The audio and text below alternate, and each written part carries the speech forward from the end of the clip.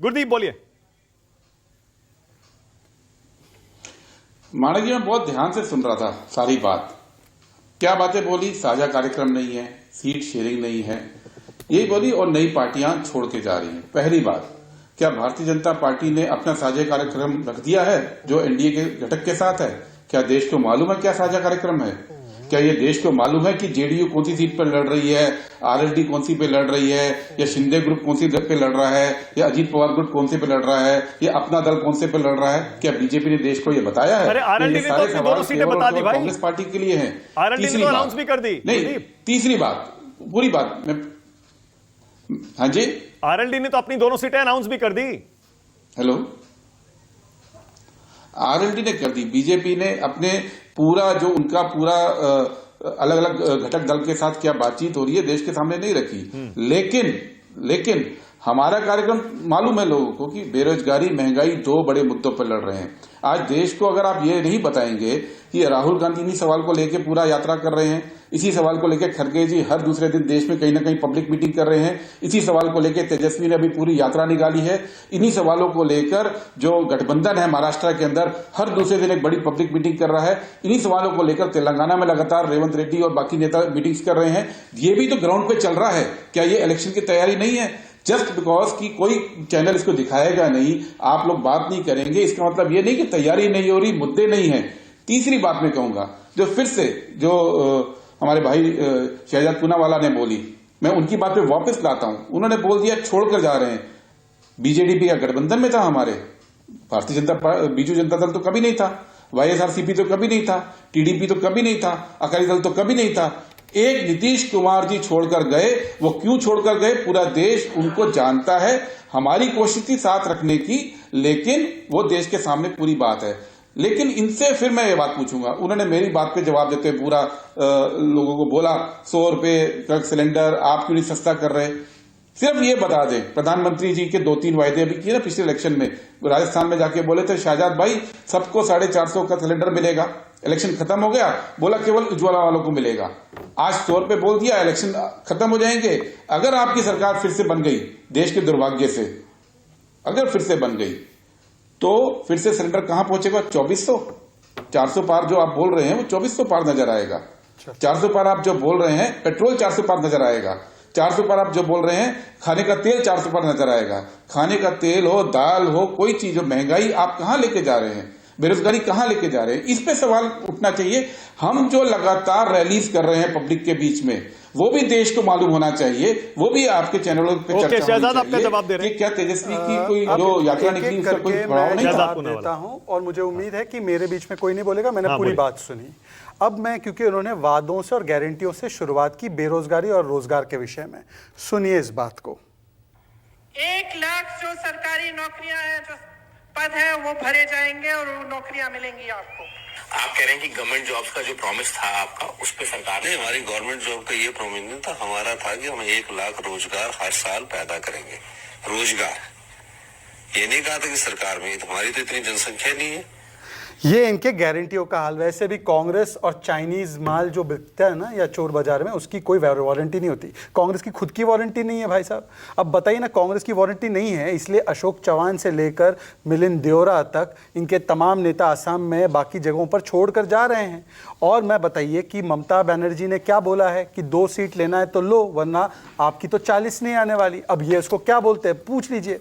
उमर अब्दुल्ला ने भी आज अल्टीमेटम दे दिया है। इसके अलावा आप पूछ लीजिए कि केरल के मुख्यमंत्री ने आज क्या कहा है, ये पकड़ के रखना है या ये छोड़ना है। और पंजाब में एक थी कांग्रेस, कहा है कि हमारा यहाँ पे गठबंधन नहीं होगा। और अभी 2 दिन पहले असेंबली में झगड़ा हुआ है जहां पर बोला है आपकी सीटें रखो अपने पास, हम लोगों को नहीं करना है अगर इस प्रकार से व्यवहार होगा। तो मुझे लगता है कि अपने घर को संभालो। और जहां तक सवाल है, देखिए आपने कहा कि सिलेंडर के विषय में, नॉन सब्सिडाइज सिलेंडर, मैं आपको चुनौती देता हूं, चेक कर लो इंडियन के वेबसाइट से। 2014 जनवरी में 1241 रुपीज का मेरे पास बिल पड़ा है। आज नॉन सब्सिडाइज सिलेंडर जो 900 रुपए था, आज 800 रुपए हो गया, क्योंकि 100 रुपए सबको लागू होता है। और जो सब्सिडाइज सिलेंडर है, जो लाभार्थी उज्ज्वला योजना के लिए, प्लीज एक सेकंड बीच में नहीं बोलिएगा, उसमें और 300 रुपए कम है, तो उनको किस रेट पे मिल रहा है वो भी आप देख लीजिए। मैं तो कह रहा हूं कि यही होता है गारंटी। और यही होता है। आपने 10.5% का इन्फ्लेशन रेट दिया था मान्यवर, और बाकी सब छोड़ दो। मैंने आपको पहले राउंड में भी पूछा कि 6 रुपए डीजल का हिमाचल में बढ़ाया नहीं बढ़ाया, 30 पैसे आपने बढ़ाया कि नहीं बिजली के दाम के, आपने क्या कर्नाटका के बिजली के दाम बढ़ाए कि नहीं बढ़ाए। और आखिरी बात देखिए, उन्होंने कहा कि हमारा एजेंडा क्या है। हम सभी लोग एक मत है कि 370 हटना चाहिए। अब आप बता दो, आम आदमी पार्टी ने एब्रोगेशन ऑफ 370 को सपोर्ट किया, कांग्रेस पार्टी कहती है हम इसको फिर से लागू करेंगे। पूछ लीजिए इनका स्टैंड। उद्धव सेना सपोर्ट करती है एब्रोगेशन ऑफ आर्टिकल 370। आपकी बारी। यूसीसी सेना, उद्धव सेना सपोर्ट करती है, यूसीसी का विरोध ये करते हैं। बता दीजिए क्या स्टैंड है गुरदीप यूसीसी सप्पल। पे? शहजाद भाई, हाँ, प्रियंका पे बोलिए पहले। मैं एक बात को सबसे पहले आपके चैनल पे क्लियर करूं। इन्होंने बोला कि 2014 में 1200 का सिलेंडर था नॉन सब्सिडाइज, बिल्कुल ठीक है। इसका दूसरा पार्ट आपके दर्शकों को पता होना चाहिए कि 100% कस्टमर्स देश में, हर नागरिक को सब्सिडाइज सिलेंडर मिलता था। कोई अगर देश में ये बता दे कि 2014 में अगर 450 का सिलेंडर नहीं मिलता था तो बात है, आप झूठ बोलते हैं। हमने 1,27,000 करोड़ की सब्सिडी उस साल दी थी ताकि लोगों को पेट्रोल, डीजल और एलपीजी सस्ता मिलता रहे। इन्होंने आकर चेंज किया, सब्सिडी खत्म की, पहले सबको जो है बोला सब्सिडी नहीं देंगे, और 28 लाख करोड़ रुपए आपने जनता की जेब से निकाल लिए।